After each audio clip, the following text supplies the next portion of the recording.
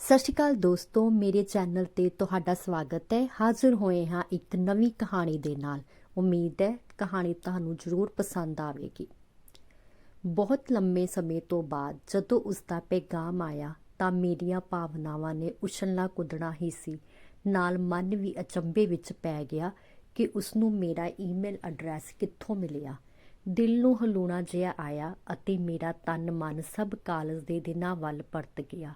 ਉਦੋਂ ਉਹ ਇੱਕ ਪ੍ਰਾਈਵੇਟ ਕਾਲਜ ਤੋਂ BA ਕਰਕੇ ਆਈ ਸੀ। ਮੇਰੇ ਨਾਲ ਹੀ ਗੌਰਮੈਂਟ ਕਾਲਜ ਵਿੱਚ MA ਲਈ ਦਾਖਲਾ ਲਿਆ। ਕਲਾਸ ਵਿੱਚ ਬੈਠੀ ਕਈ ਵਾਰ ਮੈਨੂੰ ਦੇਖਦੀ ਅਤੇ ਮੈਂ ਵੀ ਉਸ ਨਾਲ ਨਜ਼ਰਾਂ ਮਿਲਾ ਕੇ ਮੁਸਕਰਾ ਪੈਂਦਾ। ਕਿੰਨੀ ਦੇਰ ਇਹੀ ਸਿਲਸਿਲਾ ਚੱਲਦਾ ਰਿਹਾ ਅਤੇ ਬੋਲਚਾਲ ਦਾ ਮੌਕਾ ਹੀ ਨਾ ਮਿਲਿਆ। ਬਹੁਤ ਵਾਰੀ ਦਿਲ ਕਰਦਾ ਕਿ ਮੈਂ ਉਸ ਬਾਰੇ ਪਤਾ ਕਰਾਂ ਤਾਂ ਜੋ ਜਾਣ ਸਕਾਂ ਉਸ ਦੇ ਮਨ ਵਿੱਚ ਕੀ ਹੈ। ਨਾਲ ਹੀ ਇਹ ਵਿਚਾਰ ਆ ਜਾਂਦਾ ਕਿ ਇਸ ਤਰ੍ਹਾਂ ਕਰਨ ਨਾਲ ਉਹ ਕੋਈ ਗਲਤ ਮਤਲਬ ਨਾ ਸਮਝੇ। ਪਰ ਉਸ ਦੀ ਦੇਖਣ ਵਾਲੀ ਅਦਾ ਨੇ ਹੀ ਮੇਰੇ ਉੱਪਰ ਐਸਾ ਜਾਦੂ ਕੀਤਾ ਕਿ ਮੇਰਾ ਦਿਮਾਗ ਉਸ ਬਾਰੇ ਹੀ ਸੋਚਦਾ ਰਹਿੰਦਾ। ਉਹ ਬਾਕੀ ਕੁੜੀਆਂ ਨਾਲੋਂ ਮਿਲਦੀ ਹੋਈ ਵੀ ਕੁਝ ਵੱਖਰੀ ਲੱਗਦੀ। ਭਾਵੇਂ ਉਹ ਆਈ ਮੇਰੇ ਨਾਲ ਹੀ ਸੀ, ਪਰ ਉਸਨੇ ਕਾਲਜ ਵਿੱਚ ਜਾਣ ਪਹਿਚਾਣ ਮੇਰੇ ਨਾਲੋਂ ਕਿਤੇ ਜ਼ਿਆਦਾ ਬਣਾ ਲਈ। ਪ੍ਰੋਫੈਸਰਾਂ ਨਾਲ ਗੱਲਾਂ ਕਰਦੀ ਜਿਵੇਂ ਨਾਲ ਹੀ ਪੜ੍ਹਾਉਂਦੀ ਹੋਵੇ। ਇੱਕ ਮੈਂ ਸੀ ਜਿਸ ਵਿੱਚ ਇੰਨੀ ਹਿੰਮਤ ਵੀ ਨਹੀਂ ਸੀ ਕਿ ਉਸ ਨਾਲ ਗੱਲ ਕਰ ਸਕਾਂ। ਪਰ ਮੈਂ ਇਹ ਜ਼ਰੂਰ ਮਹਿਸੂਸ ਕਰ ਲਿਆ ਕਿ ਉਹ ਮੇਰੀ ਅੰਦਰੂਨੀ ਹਲਚਲ ਜਾਣਦੀ ਹੋਈ ਵੀ ਇਹੀ ਕੋਸ਼ਿਸ਼ ਕਰਦੀ ਹੈ ਕਿ ਪਹਿਲ ਮੈਂ ਹੀ ਕਰਾਂ। ਸਾਰਿਆਂ ਦੇ ਸਾਹਮਣੇ ਬੁਲਾਉਣ ਦਾ ਮੇਰਾ ਹੌਸਲਾ ਉਸ ਦੇ ਆਤਮ ਵਿਸ਼ਵਾਸ ਅੱਗੇ ਡਿੱਗ ਪੈਂਦਾ ਅਤੇ ਇਕੱਲੇ ਕਿਤੇ ਮਿਲਣ ਦਾ ਸਬੱਬ ਹੀ ਨਾ ਬਣਿਆ। ਉਹਨਾਂ ਦਿਨਾਂ ਵਿੱਚ ਹੀ ਸਾਡਾ ਕਾਲਜ ਸਾਲਾਨਾ ਯੂਥ ਫੈਸਟੀਵਲ ਲਈ ਚੁਣਿਆ ਗਿਆ ਅਤੇ ਜ਼ੋਰ ਸ਼ੋਰ ਨਾਲ ਤਿਆਰੀਆਂ ਹੋਣ ਲੱਗ ਪਈਆਂ। ਬਹੁਤੇ ਵਿਦਿਆਰਥੀ ਆਪਣਾ ਹਿੱਸਾ ਇਸ ਵਿੱਚ ਪਾਉਣ ਲੱਗੇ। ਮੈਂ ਉਸਨੂੰ ਗਿੱਧੇ ਦੀ ਪ੍ਰੈਕਟਿਸ ਕਰਦਿਆਂ ਦੇਖਿਆ ਤਾਂ ਪਤਾ ਲੱਗਾ ਕਿ ਇਹ ਗਿੱਧਾ ਪਾਉਣ ਵਿੱਚ ਵੀ ਕਾਫੀ ਮਾਹਿਰ ਹੈ। ਮੇਰੇ ਗੰਭੀਰ ਸੁਭਾਅ ਕਰਕੇ ਦੋਸਤ ਵੀ ਘੱਟ ਹੀ ਬਣੇ। ਮਨਜੀਤ, ਜੋ ਕਿ ਵਿਦਿਆਰਥੀ ਤਾਂ ਦੂਸਰੇ ਵਿਭਾਗ ਦਾ ਸੀ, ਫਿਰ ਵੀ ਉਸਨੂੰ ਹੀ ਮੈਂ ਆਪਣਾ ਕਰੀਬੀ ਮਿੱਤਰ ਸਮਝਦਾ। ਕੱਲ੍ਹ ਹੀ ਉਸਨੇ ਮੈਨੂੰ ਦੱਸਿਆ, ਤੇਰੀ ਕਲਾਸ ਦੀ ਨਿੰਮੀ ਮੇਰੇ ਨਾਲ ਡਰਾਮੇ ਵਿੱਚ ਹੀਰੋਇਨ ਹੈ। ਅੱਛਾ, ਮੈਂ ਤਾਂ ਉਸਨੂੰ ਗਿੱਧੇ ਦੀ ਹੀ ਪ੍ਰੈਕਟਿਸ ਕਰਦੇ ਦੇਖਿਆ। ਬਾਬਾ, ਉਹ ਹਰ ਆਈਟਮ ਵਿੱਚ ਹੀ ਅੱਗੇ ਹੈ। ਕਲਾਸ ਵਿੱਚ ਨੋਟਿਸ ਵੀ ਸਭ ਤੋਂ ਪਹਿਲਾਂ ਹੀ ਤਿਆਰ ਕਰ ਲੈਂਦੀ ਹੈ। ਹਾਂ ਸੱਚ, ਤੂੰ ਕਿਉਂ ਨਹੀਂ ਯੂਥ ਫੈਸਟੀਵਲ ਵਿੱਚ ਭਾਗ ਲੈ ਰਿਹਾ? ਮੈਂ ਕੀ ਕਰਾਂਗਾ ਯਾਰ, ਤੂੰ ਕਮਾਲ ਦਾ ਗਾਉਂਦਾ ਹੈ, ਫਿਰ ਵੀ ਪੁੱਛਦਾ ਹੈ ਕੀ ਕਰਾਂਗਾ। ਜੇ ਤੂੰ ਕਹਿੰਦਾ ਹੈ ਤਾਂ ਕੋਸ਼ਿਸ਼ ਕਰਕੇ ਦੇਖ ਲਈਏ। ਕੋਸ਼ਿਸ਼ ਕਰਦੀ, ਪੱਕਾ ਸਮਝ। ਮੈਂ ਹੁਣੇ ਹੀ ਪ੍ਰੋਗਰਾਮ ਇੰਚਾਰਜ ਨਾਲ ਗੱਲ ਕਰਕੇ ਆਉਂਦਾ। ਦੂਸਰੇ ਦਿਨ ਮੈਂ ਮਨਜੀਤ ਨਾਲ ਪ੍ਰੈਕਟਿਸ ਲਈ ਕਮਰੇ ਵਿੱਚ ਦਾਖਲ ਹੋਇਆ ਤਾਂ ਉਹ ਮੈਨੂੰ ਸਾਹਮਣੇ ਹੀ ਖਲੋਤੀ ਨਜ਼ਰ ਆਈ। ਦੇਖ ਕੇ ਸਿੱਧੀ ਸਾਡੇ ਵੱਲ ਆ ਗਈ। ਇਹ ਮੇਰਾ ਦੋਸਤ ਤੁਹਾਡੀ ਹੀ ਕਲਾਸ ਦਾ ਵਿਦਿਆਰਥੀ ਹੈ, ਤੁਸੀਂ ਜਾਣਦੇ ਹੀ ਹੋਵੋਗੇ। ਮਨਜੀਤ ਨੇ ਉਸ ਨਾਲ ਗੱਲ ਕਰਨ ਦੇ ਬਹਾਨੇ ਨਾਲ ਕਿਹਾ। ਹਾਂ ਜੀ, ਬਹੁਤ ਚੰਗੀ ਤਰ੍ਹਾਂ। ਨਾਲ ਹੀ ਉਸਨੇ ਆਪਣੀਆਂ ਸ਼ਰਬਤੀ ਅੱਖਾਂ ਦੇ ਡੂੰਘੇ ਤੀਰ ਮੇਰੇ ਸੀਨੇ ਵਿੱਚ ਖੋਪ ਦਿੱਤੇ, ਜਿਨ੍ਹਾਂ ਦੀਆਂ ਨੋਕਾਂ ਹੁਣ ਵੀ ਕਈ ਵਾਰੀ ਦਿਲ ਵਿੱਚ ਰੜਕਣ ਲੱਗ ਪੈਂਦੀਆਂ ਹਨ। ਪਰ ਇਹ ਇੱਥੇ ਕਿਵੇਂ? ਯੂਥ ਫੈਸਟੀਵਲ ਵਿੱਚ ਗਾਣਾ ਗਾਉਣ ਲਈ? ਅੱਛਾ, ਇਹ ਗਾ ਵੀ ਲੈਂਦੇ ਨੇ?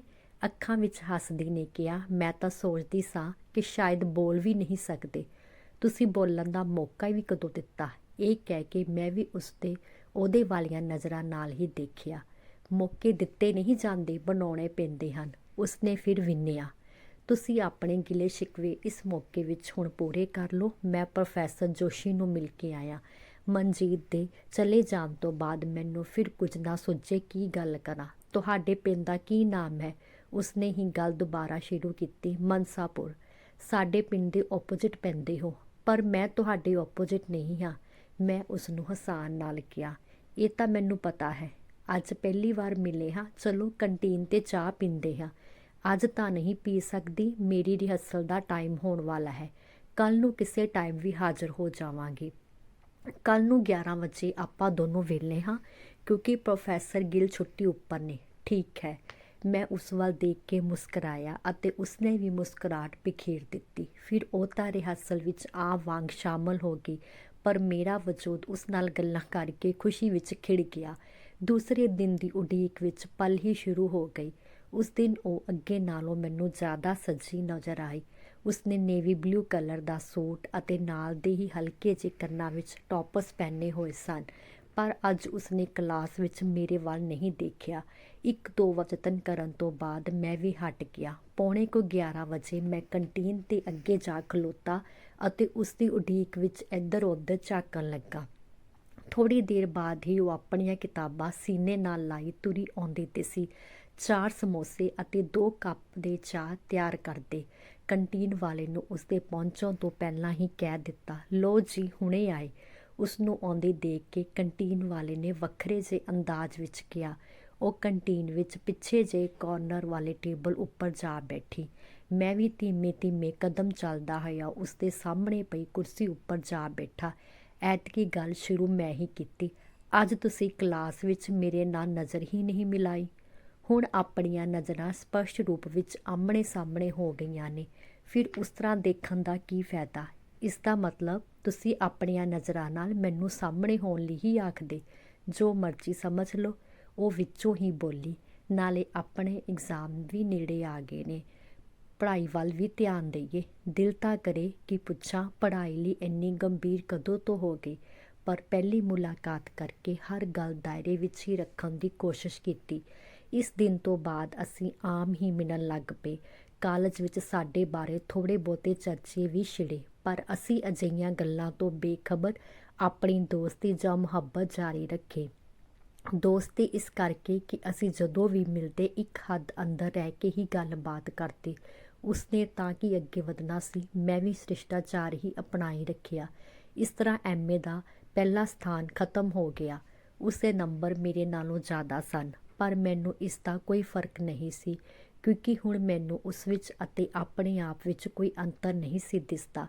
ਮੈਂ ਤਾਂ ਉਸਨੂੰ ਹੁਣ ਤੁਸੀਂ ਦੀ ਥਾਂ 'ਤੇ ਤੂੰ ਕਹਿ ਕੇ ਬੁਲਾਉਂਦਾ ਸੀ। ਜਦੋਂ ਮੈਂ ਉਸਨੂੰ ਪਹਿਲੇ ਦਿਨ ਤੂੰ ਕਿਹਾ ਸੀ, ਉਸਨੂੰ ਵੀ ਜਿਵੇਂ ਚੰਗਾ ਲੱਗਾ, ਕਿਉਂਕਿ ਉਸਨੇ ਕਿਹਾ ਸੀ, ਹੁਣ ਤੁਹਾਡੀਆਂ ਗੱਲਾਂ ਵਿੱਚ ਅਪਣੱਤ ਦੀ ਮਹਿਕ ਆਉਂਦੀ ਹੈ। ਅੱਗੇ ਸਾਰਾ ਸਾਲ ਮੈਂ ਤੇਰੇ ਨਾਲ ਦਵੈਤ ਹੀ ਰੱਖੀ। ਮੇਰੇ ਕਹਿਣ ਦਾ ਭਾਵ ਹੈ ਕਿ ਆਪਾਂ ਹੁਣ ਅੱਗੇ ਨਾਲੋਂ ਨਜ਼ਦੀਕ ਆ ਗਏ ਹਾਂ। ਅੱਛਾ, ਪਰ ਤੂੰ ਆਪ ਤਾਂ ਮੈਨੂੰ ਤੁਸੀਂ ਹੀ ਕਹਿੰਦੇ ਹੋ। ਆਪਣੀ ਸੱਭਿਅਤਾ ਵਿੱਚ ਇਹੀ ਸ਼ੋਭਾ ਹੈ। ਮਰਦ ਪ੍ਰਧਾਨ ਸਮਾਜ ਦੇ ਅਸਰ ਅਧੀਨ ਉਸਨੇ ਕਿਹਾ। ਉਸਦਾ ਸਾਥ ਮਿਲਣ ਨਾਲ ਮੇਰਾ ਆਤਮ ਵਿਸ਼ਵਾਸ ਵੀ ਵੱਧ ਗਿਆ। ਕਾਲਜ ਦੇ ਮੁੰਡਿਆਂ ਵਿੱਚ ਜਿਵੇਂ ਮੇਰੀ ਟੌਰ ਜਿਹੀ ਬਣ ਗਈ ਹੋਵੇ, ਉਸ ਦੀ ਰੀਸ ਨਾਲ ਮੈਂ ਪੜ੍ਹਾਈ ਵੀ ਲਗਨ ਨਾਲ ਕਰਨ ਲੱਗ ਪਿਆ। ਕਈ ਵਾਰ ਅਸੀਂ ਯੂਥ ਫੈਸਟੀਵਲ ਜਾਂ ਕਾਲਜ ਟੂਰ ਲਈ ਇਕੱਠੇ ਹੀ ਜਾਂਦੇ। ਫਿਰ ਵੀ ਸਾਡੇ ਦੋਹਾਂ ਵਿਚਕਾਰ ਇੱਕ ਵਿੱਤ ਦਾ ਫਾਸਲਾ ਹੁੰਦਾ। ਪਰ ਉਸ ਦਿਨ ਬੱਸਾਂ ਵਾਲਿਆਂ ਦੀ ਹੜਤਾਲ ਕਾਰਨ ਟਾਮੀ ਹੀ ਕੋਈ ਮਿੰਨੀ ਬੱਸ ਚੱਲ ਰਹੀ ਸੀ, ਉਹ ਵੀ ਨਹੀਂ ਸੀ ਮਿਲ ਰਹੀ। ਅੱਗੇ ਕਾਲਜ ਬੰਦ ਹੋਣ ਦੀ ਦੇਰ ਹੁੰਦੀ ਅਤੇ ਉਹ ਝੱਟ ਅੱਡੇ ਉੱਪਰ ਪਹੁੰਚ ਜਾਂਦੀ। ਰੁਕਣ ਲਈ ਵੀ ਆਖਾਂ ਵੀ ਤਾਂ ਰੁਕਦੀ ਨਾ। ਉਸ ਦਿਨ ਆਪ ਹੀ ਕਹਿਣ ਲੱਗੀ, ਆਓ ਕਾਲਜ ਦੇ ਨਾਲ ਵਾਲੇ ਅੰਬਾਂ ਦੇ ਬਾਗ ਵਿੱਚ ਘੁੰਮ ਕੇ ਆਈਏ। ਜ਼ਰੂਰ। ਮੈਂ ਤਾਂ ਇਸ ਤਰ੍ਹਾਂ ਦੇ ਮੌਕੇ ਲੱਭਦਾ ਹੀ ਰਹਿੰਦਾ ਸਾਂ ਕਿ ਕਦੋਂ ਅਸੀਂ ਇਕੱਠੇ ਹੋਈਏ। ਉਸ ਦਿਨ ਤਾਂ ਮੌਸਮ ਵੀ ਕਾਫੀ ਸੁਹਾਵਣਾ ਸੀ। ਸੂਰਜ ਅਤੇ ਬੱਦਲ ਆਪਸ ਵਿੱਚ ਲੁਕਣ ਮੀਚੀ ਖੇਡ ਰਹੇ ਸਨ। ਉਹਨਾਂ ਨੂੰ ਖੇਡਦਿਆਂ ਦੇਖ ਕੇ ਮੇਰਾ ਵੀ ਦਿਲ ਕੀਤਾ ਉਸ ਨਾਲ ਖੇਡਣ ਨੂੰ, ਪਰ ਇੱਕ ਦਾਇਰੇ ਦੇ ਵਿੱਚ ਹੀ। ਬਾਗ ਤੱਕ ਪਹੁੰਚਦਿਆਂ ਬੱਦਲ ਜਿੱਤ ਗਏ। ਗੂੜ੍ਹੇ ਹੋ ਕੇ ਜਿੱਤ ਦੀ ਖੁਸ਼ੀ ਵਿੱਚ ਅਸਮਾਨ 'ਤੇ ਪੈਲਾਂ ਪਾਉਣ ਲੱਗੇ। ਸੂਰਜ ਹਾਰ ਕੇ ਕਿਤੇ ਲੁਕ ਗਿਆ। ਉਹ ਮੇਰੀ ਹਮਕਦਮ ਹੋ ਕੇ ਚੱਲਣ ਲੱਗੀ। ਬਾਗ ਵਿੱਚ ਤਾਂ ਬਾਹਰ ਨਾਲੋਂ ਜ਼ਿਆਦਾ ਹੀ ਹਨੇਰਾ ਲੱਗੇ। ਸੁੰਨਸਾਨ ਬਾਗ। ਮਾਲੀ ਵੀ ਬੱਦਲਾਂ ਤੋਂ ਡਰਦਾ ਝੁੱਗੀ ਵਿੱਚ ਜਾ ਲੁਕਿਆ। ਇੱਕਦਮ ਬਿਜਲੀ ਕੜਕੀ। ਉਹ ਡਰ ਕੇ ਮੇਰੇ ਨਾਲ ਜਾ ਲੱਗੀ। ਮੈਂ ਵੀ ਉਸਦੇ ਵਜੂਦ ਨੂੰ ਆਪਣੀਆਂ ਬਾਹਾਂ ਵਿੱਚ ਲੁਕੋ ਲਿਆ। ਪਹਿਲੀ ਵਾਰ ਇੱਕ ਦੂਜੇ ਛੋਹ ਪ੍ਰਾਪਤ ਹੋਣ ਕਾਰਨ ਇੱਕ ਅਲੱਗ ਤਰ੍ਹਾਂ ਦਾ ਅਨੁਭਵ ਹੋਇਆ। ਦਿਲ ਦਾਇਰਾ ਤੋੜਨ ਨੂੰ ਕੀਤਾ, ਪਰ ਦਿਮਾਗ ਨੇ ਇਜਾਜ਼ਤ ਨਾ ਦਿੱਤੀ ਅਤੇ ਉਹ ਵੀ ਛੇਤੀ ਹੀ ਸੰਭਲ ਗਈ। ਉਹ ਆਉਣ ਵਾਲੇ ਫਾਈਨਲ ਇਮਤਿਹਾਨ ਦੀਆਂ ਗੱਲਾਂ ਲੈ ਧਰੀ। ਉਸਨੂੰ ਪਤਾ ਸੀ ਕਿ ਕਾਲਜ ਤੋਂ ਬਾਅਦ ਮਿਲਣਾ ਮੁਸ਼ਕਿਲ ਹੋ ਜਾਣਾ। ਕਾਲਜ ਤੋਂ ਬਾਅਦ ਕੀ ਪ੍ਰੋਗਰਾਮ ਹੈ, ਇਹ ਤਾਂ ਰਿਜ਼ਲਟ ਤੋਂ ਬਾਅਦ ਹੀ ਪਤਾ ਲੱਗੇਗਾ। ਪਰ ਮੈਂ ਆਪਣੇ ਦੋਨਾਂ ਬਾਰੇ ਗੱਲ ਕਰਦੀ ਪਈ ਹਾਂ। ਉਹ ਇਹ ਤਾਂ ਮੈਂ ਸੋਚਿਆ ਹੀ ਨਹੀਂ, ਤੇ ਕਦੋਂ ਸੋਚਣਾ ਹੈ। ਉਹ ਥੋੜ੍ਹਾ ਖਿਝ ਗਈ। ਮੈਂ ਅੱਜ ਪਹਿਲੀ ਵਾਰ ਬੇਝਿਜਕ ਉਸਦਾ ਹੱਥ ਫੜ ਕੇ ਗੱਲ ਕੀਤੀ। ਪਰੇਸ਼ਾਨ ਹੋਣ ਦੀ ਲੋੜ ਨਹੀਂ, ਮੌਕਾ ਆਉਣ ਉੱਪਰ ਸਭ ਕੁਝ ਠੀਕ ਹੋਵੇਗਾ। ਉਦੋਂ ਹੀ ਕਣੀਆਂ ਦੀ ਕਿਣਮਿਣ ਸ਼ੁਰੂ ਹੋ ਗਈ ਅਤੇ ਉਸਨੇ ਦੁਪੱਟੇ ਨਾਲ ਆਪਣਾ ਸਿਰ ਢੱਕ ਲਿਆ। ਦੁਪੱਟੇ ਨਾਲ ਉਸਦਾ ਹੁਸਨ ਜਿਵੇਂ ਦੁੱਗਣਾ ਹੋ ਗਿਆ ਹੋਵੇ। ਜਾਂ ਮੈਂ ਉਸਨੂੰ ਪਹਿਲੀ ਵਾਰ ਚੁੰਨੀ ਵਿੱਚ ਦੇਖਿਆ ਤਾਂ ਜ਼ਿਆਦਾ ਹੁਸੀਨ ਲੱਗੀ। ਮੀਂਹ ਤੋਂ ਡਰਦੀ ਬੋਲੀ, ਲੱਗਦਾ ਬਾਰਿਸ਼ ਬਹੁਤ ਤੇਜ਼ ਆਵੇਗੀ। ਮੀਂਹ ਆਉਣ ਤੋਂ ਪਹਿਲਾਂ ਪਹਿਲਾਂ ਕਾਲਜ ਪਹੁੰਚ ਜਾਈਏ। ਮਨ ਤਾਂ ਕਰਦਾ ਸੀ ਕਿ ਮੀਂਹ ਵਿੱਚ ਆਪ ਵੀ ਭਿੱਜਾਂ ਅਤੇ ਉਸਨੂੰ ਵੀ ਨਾਲ ਹੀ, ਪਰ ਮਜਬੂਰ ਹੋਇਆ ਉਸਦੇ ਪਿੱਛੇ ਕਾਲਜ ਵੱਲ ਨੂੰ ਤੁਰ ਪਿਆ। ਐਮਏ ਦੇ ਆਖਰੀ ਭਾਗ ਵਿੱਚੋਂ ਉਹ ਕਲਾਸ ਵਿੱਚੋਂ ਫਸਟ ਆਈ। ਕਾਲਜ ਦੇ ਆਖਰੀ ਦਿਨ ਮੈਨੂੰ ਮਿਲੀ ਅਤੇ ਕਹਿਣ ਲੱਗੀ, ਜੇ ਮੇਰੇ ਘਰ ਦੇ ਮੰਨ ਗਏ ਤਾਂ ਮੇਰਾ ਇਰਾਦਾ PhD ਕਰਨ ਦਾ ਹੈ। ਘਰ ਦੇ MA ਕਰਨ ਦੇ ਸਕਦੇ ਨੇ, PhD ਕਿਉਂ ਨਹੀਂ? ਮੈਂ ਪੁੱਛਿਆ। ਤੁਹਾਨੂੰ ਪਤਾ ਹੀ ਹੈ ਜੱਟਾਂ ਦੇ ਸੁਭਾਅ ਦਾ। ਉਸਦੀ ਇਹ ਗੱਲ ਸੁਣ ਕੇ ਮੈਨੂੰ ਪਤਾ ਨਹੀਂ ਕੀ ਹੋ ਗਿਆ। ਮੈਂ ਤਾਂ ਇੱਕਦਮ ਸਹਿਮ ਗਿਆ। ਉਹ ਮੇਰੇ ਨਾਲੋਂ ਜ਼ਿਆਦਾ ਨੰਬਰ ਲੈਂਦੀ, ਮੈਂ ਤਾਂ ਵੀ ਕਦੀ ਕੰਪਲੈਕਸ ਮਹਿਸੂਸ ਨਾ ਕੀਤਾ। ਉਸਦੀ ਪਹਿਚਾਣ ਕਾਲਜ ਵਿੱਚ ਮੇਰੇ ਨਾਲੋਂ ਕਿਤੇ ਵੱਧ ਸੀ, ਫਿਰ ਵੀ ਕਦੀ ਹੀਣ ਭਾਵਨਾ ਨਹੀਂ ਆਈ। ਪਰ ਅੱਜ ਮੇਰਾ ਨਰਵਸ ਸਿਸਟਮ ਜਿਵੇਂ ਬਹੁਤ ਜ਼ਿਆਦਾ ਕਮਜ਼ੋਰ ਹੋ ਗਿਆ ਹੋਵੇ। ਮੈਨੂੰ ਤਾਂ ਪਤਾ ਹੀ ਨਹੀਂ ਸੀ ਕਿ ਉਹ ਜ਼ਿਮੀਂਦਾਰ ਘਰਾਣੇ ਨਾਲ ਸੰਬੰਧ ਰੱਖਦੀ ਹੈ। ਭਾਵੇਂ ਉਹ ਕਈ ਗੱਲਾਂ ਤੋਂ ਮੇਰੇ ਨਾਲ ਅੱਗੇ ਹੋ ਜਾਂਦੀ, ਮੈਨੂੰ ਕਦੀ ਕੋਈ ਫਰਕ ਨਾ ਪੈਂਦਾ। ਅੱਜ ਪਹਿਲੀ ਵਾਰ ਮੈਨੂੰ ਹੀਣ ਭਾਵਨਾ ਜਾਂ ਡਰ ਨੇ ਘੇਰ ਲਿਆ। ਮੈਂ ਸੁੰਨ ਜਿਹਾ ਹੋ ਗਿਆ। ਜ਼ਿਆਦਾ ਉਦਾਸ ਹੋ ਕੇ ਲੱਗਦੇ ਹੋ, ਉਸਨੇ ਕਿਹਾ। ਆਪਾਂ ਫਿਰ ਮਿਲਾਂਗੇ ਅਤੇ ਜ਼ਿੰਦਗੀ ਦਾ ਮਹੱਤਵਪੂਰਨ ਫੈਸਲਾ ਫਾਈਨਲ ਕਰਨ ਲਈ।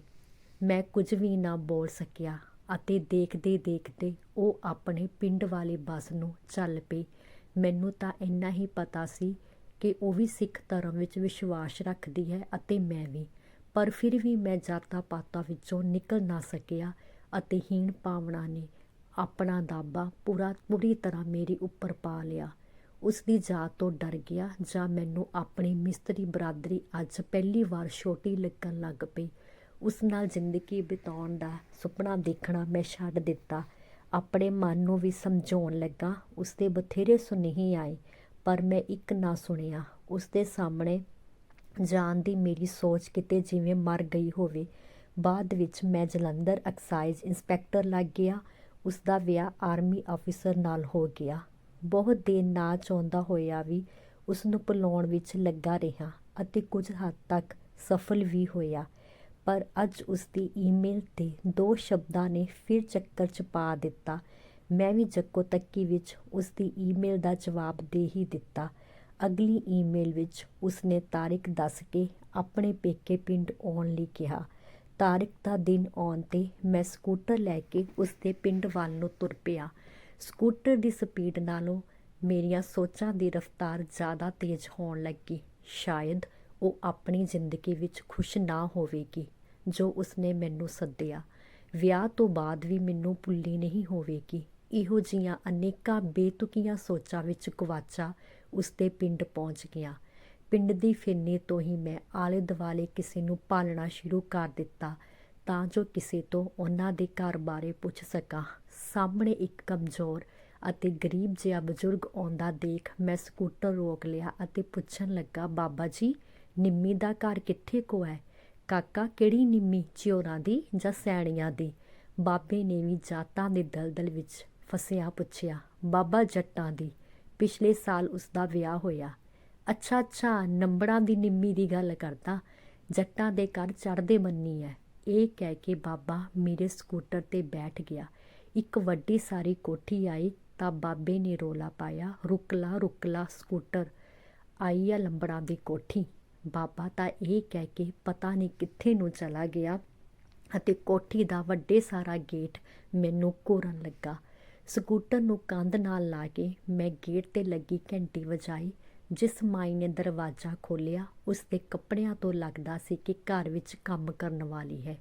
ਆ ਜਾਓ, ਇਹ ਕਹਿ ਕੇ ਉਹ ਮੈਨੂੰ ਵਿਹੜੇ ਦੇ ਵਿੱਚ ਦੀ ਹੁੰਦੀ ਹੋਈ ਬਰਾਂਡੇ ਨਾਲ ਲੱਗਦੇ ਇੱਕ ਵੱਡੇ ਕਮਰੇ ਵਿੱਚ ਲੈ ਗਈ। ਸਾਹਮਣੇ ਵਾਲੇ ਸੋਫੇ 'ਤੇ ਨਿੰਮੀ ਬੈਠੀ ਦੀ ਸੀ, ਜੋ ਅੱਗੇ ਨਾਲੋਂ ਭਰਵੇਂ ਸਰੀਰ ਵਿੱਚ ਅਤੇ ਨਿੱਖਰੀ ਹੋਈ ਸੀ। ਉੱਠ ਕੇ ਮੈਨੂੰ ਮਿਲੀ। ਕਿਵੇਂ ਯਾਦ ਕੀਤਾ? ਮੈਂ ਓਪਰਾ ਜਿਹਾ ਬਣਦੇ ਪੁੱਛਿਆ। ਯਾਦ ਤਾਂ ਉਸਨੂੰ ਕੀ ਕਰਨਾ ਜੋ ਬਿਨਾਂ ਜੰਗ ਲੜੇ ਹੀ ਹਾਰ ਮੰਨੀ ਬੈਠਾ ਹੋਵੇ, ਉਸਨੇ ਸਪਸ਼ਟ ਸ਼ਬਦਾਂ ਵਿੱਚ ਕਿਹਾ। ਅਚਾਨਕ ਹੀ ਤੁਹਾਡਾ ਈਮੇਲ ਐਡਰੈਸ ਮਨਜੀਤ ਕੋਲੋਂ ਮਿਲ ਗਿਆ ਤਾਂ ਕਿਤੇ ਤੁਹਾਡਾ ਚੇਤਾ ਆ ਗਿਆ। ਮੈਂ ਉਸਦੇ ਮੂੰਹ ਵੱਲ ਹੀ ਦੇਖਦਾ ਰਹਿ ਗਿਆ ਕਿਉਂਕਿ ਤਾਂ ਕਿਤੇ ਵਾਲਾ ਅੱਖਰ ਮੈਨੂੰ ਡਾਢੀ ਤਕਲੀਫ ਦੇ ਗਿਆ। ਹੈਰਾਨ ਵੀ ਸਾਂ ਕਿ ਇਸ ਨੂੰ ਜੰਗ ਨਾ ਲੜਨ ਦਾ ਕਾਰਨ ਕਿਵੇਂ ਪਤਾ ਚੱਲਿਆ। ਫਿਰ ਵੀ ਗੱਲ ਹੋਰ ਪਾਸੇ ਲਿਜਾਣ ਲਈ ਪੁੱਛਿਆ, ਤੇਰਾ ਪਤੀ ਦੇਵ ਨਹੀਂ ਆਇਆ? ਉਹ ਮਹਿਕਮੇ ਦੇ ਕੰਮ ਲਈ 2 ਹਫ਼ਤਿਆਂ ਲਈ ਬਾਹਰ ਗਏ ਹਨ। ਉਦੋਂ ਹੀ ਇੱਕ ਢਲਦੀ ਉਮਰ ਦਾ ਲੰਮਾ ਉੱਚਾ ਸਰਦਾਰ ਕਮਰੇ ਵਿੱਚ ਦਾਖਲ ਹੋਇਆ। ਇਹ ਮੇਰੇ ਡੈਡੀ ਹਨ। ਡੈਡੀ ਜੀ, ਇਹ ਉਹ। ਅੱਛਾ, ਜਿਹਦਾ ਜ਼ਿਕਰ ਤੂੰ ਆਮ ਹੀ ਕਰਦੀ ਰਹਿੰਦੀ ਸੀ। ਇਹ ਆਖਦਿਆਂ ਹੀ ਉਸਨੇ ਮੇਰੇ ਨਾਲ ਹੱਥ ਮਿਲਾਇਆ। ਤੁਸੀਂ ਵਿਆਹ ਵੀ ਨਹੀਂ ਆਏ? ਨਿੰਮੀ ਨਾਲ ਪੜ੍ਹਦੇ ਬਾਕੀ ਲੜਕੇ ਲੜਕੀਆਂ ਤਾਂ ਸਭ ਆਏ ਸਨ। ਮੈਨੂੰ ਵਿਆਹ ਦਾ ਕਾਰਡ ਹੀ ਲੇਟ ਮਿਲਿਆ। ਮੈਂ ਝੂਠ ਬੋਲਿਆ। ਚੱਲ ਨਿੰਮੀ ਪੁੱਤਰ, ਇਹਨਾਂ ਨੂੰ ਆਪਣੇ ਵਿਆਹ ਦੀ ਐਲਬਮ ਹੀ ਦਿਖਾ ਦੇ। ਫੋਟੋਆਂ ਦੇਖਣ ਨਾਲ ਹੀ ਅੱਧਾ ਵਿਆਹ ਦੇਖ ਹੋ ਜਾਂਦਾ ਹੈ, ਕਹਿ ਕੇ ਉਹ ਥੋੜ੍ਹਾ ਜਿਹਾ ਹੱਸਿਆ। ਫੋਟੋ ਦੇਖਦਿਆਂ ਸਭ ਤੋਂ ਪਹਿਲਾਂ ਮੇਰੀ ਨਜ਼ਰ ਉਸਦੇ ਪਤੀ ਉੱਪਰ ਹੀ ਗਈ, ਜੋ ਬਹੁਤ ਹੀ ਸੁੰਦਰ ਲੱਗਿਆ। ਬੜੀ ਪਰਸਨੈਲਿਟੀ ਵਾਲਾ ਅਤੇ ਨੇਕ ਲੱਗਦਾ ਹੈ ਆਪ ਦਾ ਜਵਾਈ। ਮੈਂ ਉਸਦੀ ਵਿਆਹੁਤਾ ਜ਼ਿੰਦਗੀ ਬਾਰੇ ਕੋਖ ਲੈਣੀ ਚਾਹੀ। ਹਾਂ, ਬਹੁਤ ਸਾਊ ਮੁੰਡਾ ਮਿਲਿਆ ਹੈ, ਪਰ ਸਾਡੀ ਵੀ ਇਹੀ ਸ਼ਰਤ ਸੀ ਕਿ ਮੁੰਡਾ ਬੀਬਾ, ਪੜ੍ਹਿਆ ਲਿਖਿਆ ਅਤੇ ਸਿੱਖ ਧਰਮ ਵਿੱਚ ਸ਼ਰਧਾ ਰੱਖਦਾ ਹੋਵੇ। ਬਾਕੀ ਅਸੀਂ ਜਾਤਾਂ ਪਾਤਾਂ ਵਿੱਚ ਯਕੀਨ ਨਹੀਂ ਰੱਖਦੇ। ਫਿਰ ਕੀ ਇਹ ਤੁਹਾਡੇ ਸਾਡੇ ਵਾਂਗ ਰੱਬ ਦੇ ਬੰਦੇ ਹੀ ਹਨ। ਤੁਹਾਡੀ ਜਾਣਕਾਰੀ ਲਈ ਦੱਸ ਦੇਵਾਂ, ਇਹਨਾਂ ਦਾ ਲਾਸਟ ਨੇਮ ਸੰਗੂ ਹੈ। ਨਿੰਮੀ ਨੇ ਇੱਕਦਮ ਕਿਹਾ। ਸੰਗੂ ਤਾਂ ਰਾਮ? ਹਾਂ, ਸਰਦਾਰ ਜੱਸਾ ਸਿੰਘ ਰਾਮਗੜੀਆ ਵਾਲੀ ਬਰਾਦਰੀ ਵਿੱਚੋਂ। ਉਸਨੇ ਸਰਦਾਰ ਜੱਸਾ ਸਿੰਘ ਬੜੇ ਮਾਣ ਨਾਲ ਕਿਹਾ।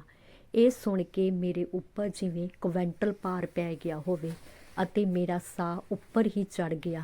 ਮੈਨੂੰ ਪੰਚਾਇਤ ਵਿੱਚ ਜਾਣਾ ਪੈਣਾ ਹੈ, ਤੁਸੀਂ ਬੈਠ ਕੇ ਗੱਲਾਂ ਕਰੋ। ਇਹ ਕਹਿ ਕੇ ਉਸਦਾ ਡੈਡੀ ਤਾਂ ਕਮਰੇ ਤੋਂ ਬਾਹਰ ਨਿਕਲ ਗਿਆ। ਉਸ ਸਰਦਾਰ ਦੀ ਉਦਰਤਾ ਨੇ ਮੇਰੇ ਉੱਪਰ ਐਸਾ ਵਾਰ ਕੀਤਾ, ਮੈਂ ਜੋ ਜੱਟਾਂ ਬਾਰੇ ਸੋਚਦਾ ਸਾਂ ਸਭ ਹੀ ਮਰ ਗਿਆ। ਮੈਂ ਆਪਣੀ ਜ਼ਿੰਦਗੀ ਵਿੱਚ ਬਹੁਤ ਖੁਸ਼ ਹਾਂ, ਪਰ ਇੱਕ ਸਵਾਲ ਮੈਨੂੰ ਜ਼ਰੂਰ ਪਰੇਸ਼ਾਨ ਕਰਦਾ ਹੈ ਕਿ ਮੇਰੇ ਵਿੱਚ ਉਹ ਕੀ ਕਮੀ ਸੀ ਜਿਸ ਕਰਕੇ ਤੁਸੀਂ ਮੇਰੇ ਕੋਲ ਪੱਤਰਾਬਾਜ਼ ਗਏ। ਉਸਨੇ ਮੈਨੂੰ ਸੱਦਣ ਦਾ ਕਾਰਨ ਜ਼ਾਹਿਰ ਕੀਤਾ। ਮੈਂ ਉਸਨੂੰ ਕਿਵੇਂ ਸਮਝਾਉਂਦਾ ਕਿ ਉਸਦੀ ਪੂਜਾ ਤਾਂ ਮੈਂ ਰੱਬ ਵਾਂਗ ਕਰਦਾ ਹਾਂ। ਕਮੀ ਤਾਂ ਮੇਰੇ ਵਿੱਚ ਹੀ ਸੀ, ਜੋ ਆਪਣੀ ਹੀ ਜਾਤ ਪਾਤ ਦੀ ਹੀਣ ਭਾਵਨਾ ਨਾਲ ਘਿਰਿਆ ਰਿਹਾ। ਮੈਂ ਤੇਰੀ ਜਾਤ ਤੋਂ ਡਰ ਗਿਆ ਸੀ। ਮੈਂ ਸੱਚ ਉਗਲ ਦਿੱਤਾ। ਮੇਰੀ ਜਾਤ ਤੋਂ ਜਾਂ ਆਪਣੀ ਹੀ ਹੀਣ ਭਾਵਨਾ ਤੋਂ? ਉਹ ਮੱਥਾ ਇਕੱਠਾ ਜਿਹਾ ਕਰਦੀ ਬੋਲੀ। ਪੜ੍ਹ ਲਿਖ ਕੇ ਵੀ ਜੇ ਸਿੱਖ ਜਾਤਾਂ ਵਿੱਚੋਂ ਨਾ ਨਿਕਲੇ ਤਾਂ ਪਤਾ ਨਹੀਂ ਕਦੋਂ। ਦਰਅਸਲ ਇੱਕ ਵਾਰੀ ਗੱਲ ਤਾਂ ਕਰਕੇ ਦੇਖ ਲੈਂਦੇ। ਸਾਰੇ ਇਨਸਾਨਾਂ ਦਾ ਪਿਓ ਤਾਂ ਇੱਕ ਹੀ ਹੈ, ਪਰ ਫਿਰ ਵੀ ਪਤਾ ਨਹੀਂ ਕਿਉਂ ਤੁਹਾਡੇ ਵਰਗੇ ਵੰਡੀਆਂ ਪਾ ਲੈਂਦੇ ਨੇ। ਉਸਨੇ ਜਾਤਾਂ ਦੇ ਬੰਧਨ ਤੋੜਦੇ ਕਿਹਾ। ਇਨਸਾਨ ਦੀ ਨੇਕ ਦਿਲੀ ਅਤੇ ਸ਼ਰਾਫਤ ਵਰਗੀਆਂ ਖੂਬੀਆਂ ਹੀ ਉਸਦੀਆਂ ਜਾਤਾਂ ਹਨ। ਉਸਦੀਆਂ ਸੱਚੀਆਂ ਅਤੇ ਕੌੜੀਆਂ ਗੱਲਾਂ ਮੈਨੂੰ ਹੋਰ ਵੀ ਸ਼ਰਮਿੰਦਾ ਕਰ ਰਹੀਆਂ ਸਨ। ਉਸਦੇ ਪ੍ਰਸ਼ਨਾਂ ਦਾ ਕੋਈ ਵੀ ਉੱਤਰ ਮੈਂ ਨਾ ਦੇ ਸਕਿਆ। ਪਛਤਾਵੇ ਦੇ ਭਾਰ ਨੇ ਮੇਰੇ ਸਾਰੇ ਸਰੀਰ ਨੂੰ ਜਿਵੇਂ ਮਿੱਧ ਕੇ ਰੱਖ ਦਿੱਤਾ ਹੋਵੇ। ਕੋਈ ਵੀ ਬੰਦਾ ਛੋਟਾ ਨਹੀਂ ਹੁੰਦਾ। ਉਸਦੀ ਆਪਣੀ ਹੀ ਹੀਣ ਭਾਵਨਾ ਉਸਨੂੰ ਕਿੰਨਾ ਛੋਟਾ ਬਣਾ ਦਿੰਦੀ ਹੈ, ਇਹ ਮੈਨੂੰ ਅੱਜ ਹੀ ਅਹਿਸਾਸ ਹੋਇਆ। ਫਿਰ ਵੀ ਮੈਂ ਆਪਣੀ ਬਾਹਰਲੀ ਅਤੇ ਅੰਦਰੂਨੀ ਹਾਲਤ ਛੁਪਾਉਂਦਾ ਹੋਇਆ ਬੋਲਿਆ, ਚਲੋ ਹੁਣ ਇਹਨਾਂ ਗੱਲਾਂ ਦਾ ਕੀ ਫਾਇਦਾ। ਨਾਲ ਹੀ ਆਪਣੀ ਜੇਬ ਵਿੱਚੋਂ ਸਕੂਟਰ ਦੀਆਂ ਚਾਬੀਆਂ ਕੱਢਣ ਲੱਗਾ। ਧੰਨਵਾਦ ਦੋਸਤੋ। ਕਹਾਣੀ ਚੰਗੀ ਲੱਗੀ ਤਾਂ ਲਾਈਕ, ਸ਼ੇਅਰ ਅਤੇ ਸਬਸਕ੍ਰਾਈਬ ਜ਼ਰੂਰ ਕਰਿਓ। ਚੱਲਦੇ ਹਾਂ, ਫਿਰ ਮਿਲਾਂਗੇ ਇੱਕ ਨਵੀਂ ਕਹਾਣੀ ਦੇ ਨਾਲ। ਧੰਨਵਾਦ।